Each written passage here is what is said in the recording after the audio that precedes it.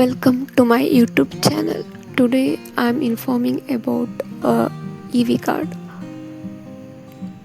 EV card is a perennial vine, meaning it lives more than many years rather than dying for after one season. With good care, a plant can remain productive for 8 to 10 years continuously. So this is a tuberous roots.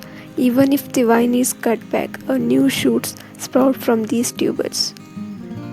First flowering with 2 to 3 months after planting or cutting depends on climate and soil fertility. Tender green fruits are ready for harvest 3 to 4 months after planting.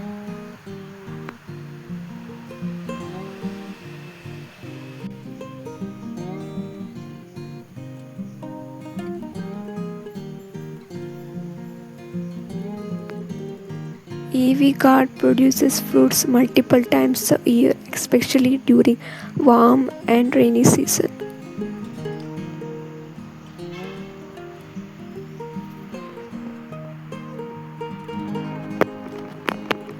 Tropical vine, widely consumed as vegetables. It is often mistaken as a small cucumber. It is rich in vitamins and calcium and iron.